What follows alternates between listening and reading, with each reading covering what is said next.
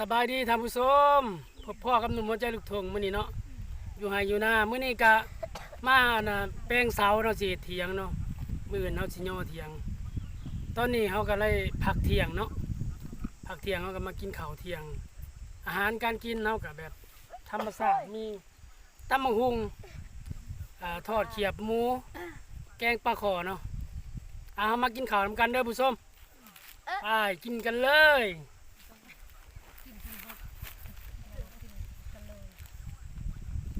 มาเบิ่งตำบักหุ่งผู้ชมนี่เป็นตาแซ่บอยู่บ่เสียดคือเบาเท้าจักบาทเด้อขออนุญาต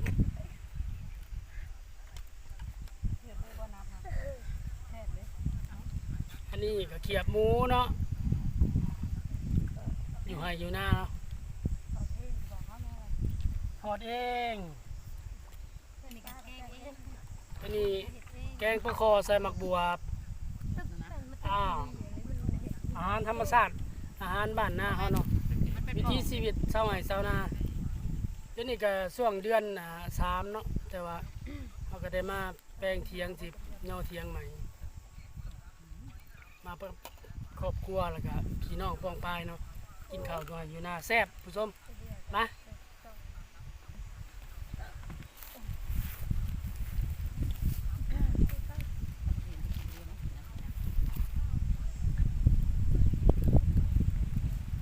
ขออนุญาตกินนะผู้ชม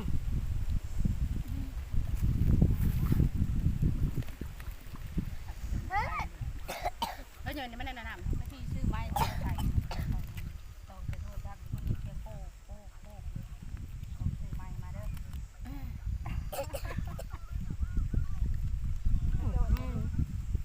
หยาบเก็บหมูหยาบอันนี้เจาะข้างหลังค่ะ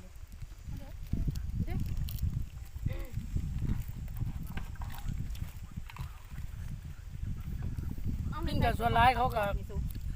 ตะกี้มันกันเบิดเลยเนาะแซ่บได้ปอ กินน้ำหลัง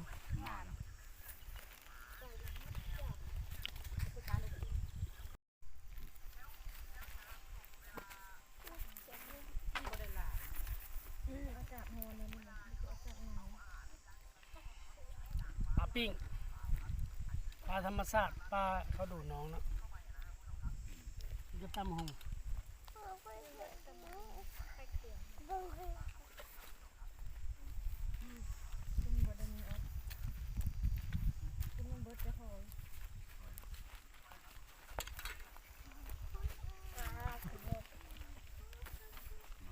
อย่าโถยยับมีผู้สาวประจำตรงไหนตรงหน้าชื่อว่าแนนซี่เด้อมีคนสนใจก็คอมเมนต์มาได้เนาะ นางสาวอย่างดีเด้อผู้สาวโสดอยู่ประจำดงกะละเวียนเนาะอยู่แถวนี้เขาเอิ้นดงกะละเวียนในตำนานเขาเล่าว่าเขากำลังมาเบิ้งเรื่องยังไงอยู่ประจำป่าแถวนี้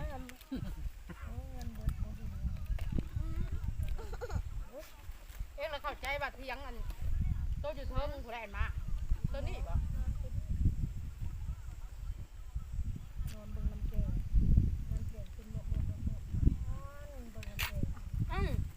งานบุญน้ำแกงอยู่เพื่ออะไร อิ่มเบิดแล้วบ่เนี่ย พักผ่อน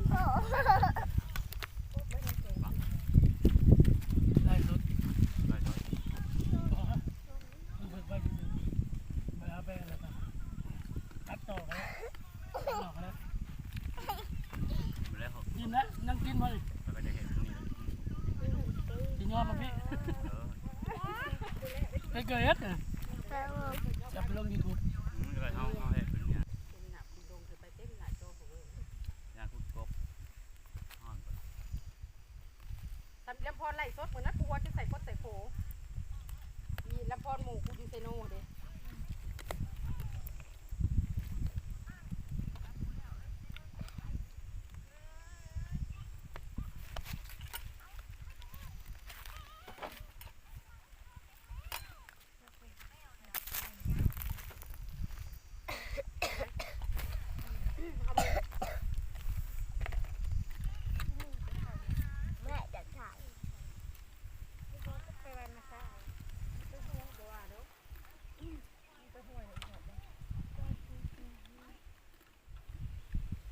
มีกระปูใส่น้ำผู้ชม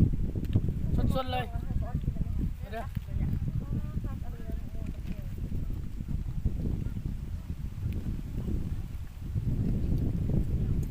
ขอบคุณ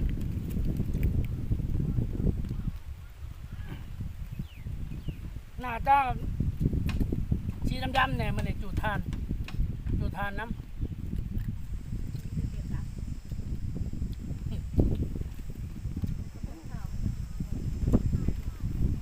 อยู่ตามภาษาบ้านนอกบ้านนาเนาะหนุ่มว่าจะอยู่ตรงไห้ตรงหน้า เฮ็ดคุณไทยเฮามือเฮ็ดนี่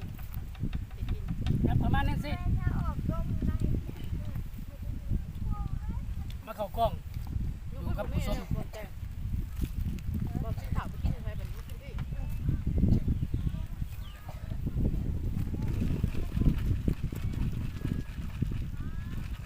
เฮ็ดจะเตี้ยงนะเฮ็ดจะยอม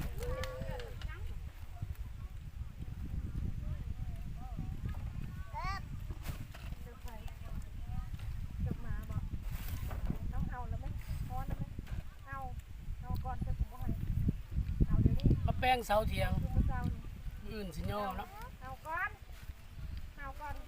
ย่ออยู่ทางหน้องวันจุดใหม่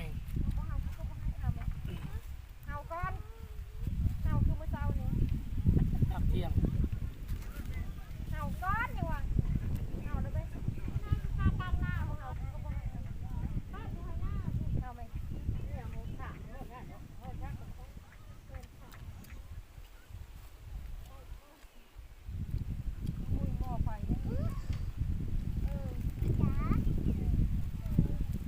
แซ่บๆผู้ชมลมพัดเย็นๆมาทางทิศตะวันตกโอ้ยโทรศัพท์ก็ตกกระบาดเนาะ บ้านที่มันมาจากทางเหนือผู้บ้านมันหูแล้วมันบัดผัดทางไหนแบบนี้ตกผัด ตะวันตกกันแล้ว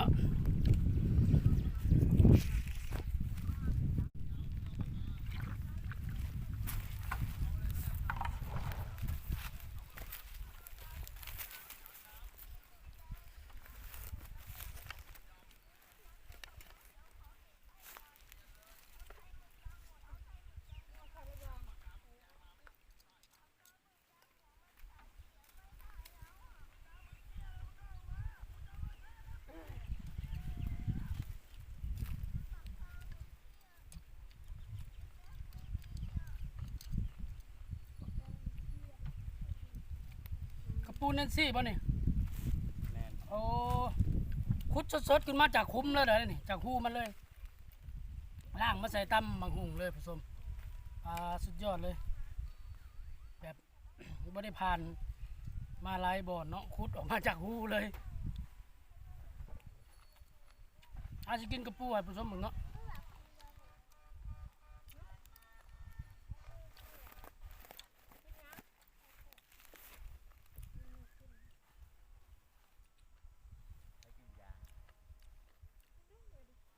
จริงๆกินข้าวก็อยากอิ่มไปแล้วเขากินแบบกินลิ้นตำสมตำแซวเนาะ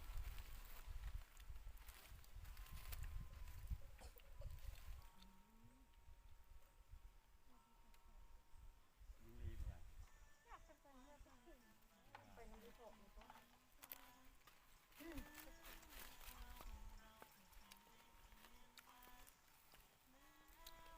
จะออกหวานๆมันๆผู้ชม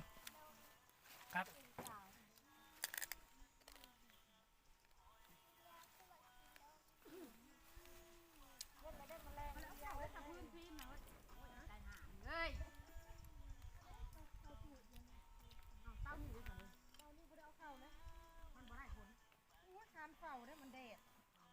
ปลาคอต้มปลาคอ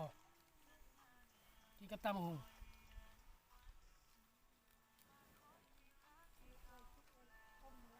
มื้อนี้มันก็เป็นวันเสาร์เนาะก็พักเวียกพักงานก็ออกมาให้มานา อะไรละ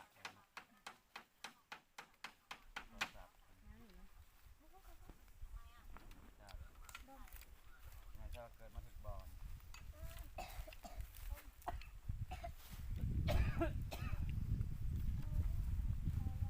ถึกบอลอะไร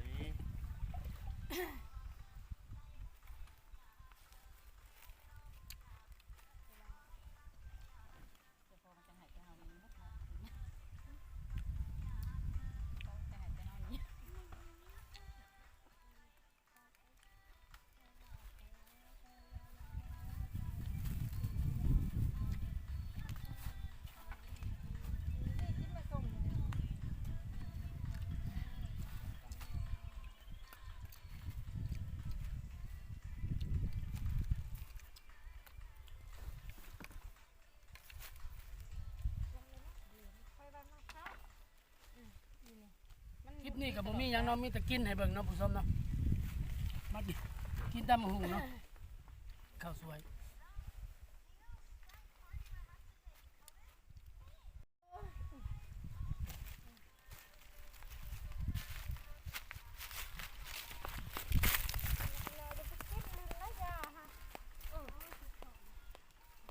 อยู่กล้องห่มไหม้เนาะมันกำลังป่งมันก็เย็นดีเนาะ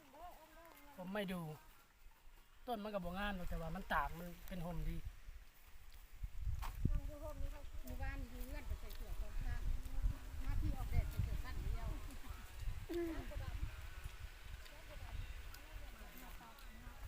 ฝากนี่ด้วยพี่น้อง กดไลค์กดติดตามเป็นกำลังใจให้หนุ่มหัวใจลูกทุ่งนี่เด้อเดี๋ยวสิเฮ็ดคลิปใหม่ลงไปเรื่อยๆฝากติดตามหน่อย จะเป็นเทียงเป็นแต่เสื้อสักนอนเนาะ คลิปนี้ก็สิขอจบไว้สันนี้เด้อผู้ชมเด้อพอกันใหม่คลิปหน้าเนาะขอบใจทุกๆทางที่รับชมเนาะบ๊ายบาย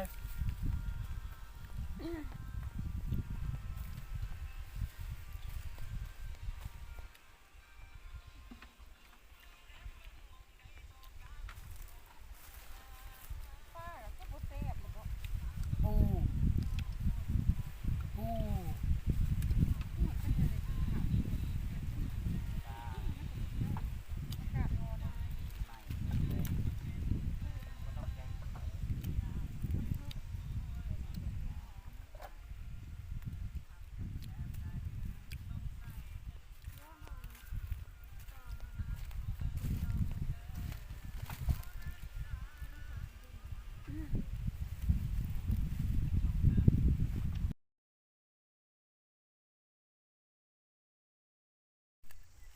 ไม่ทางไหนที่ยังบ่ได้เป็นหมู่ผู้บ่าวก็ได้ สบายดีพบพ่อกับหนุ่มหัวใจลูกทุ่งมื้อนี้อยู่ไห้อยู่นา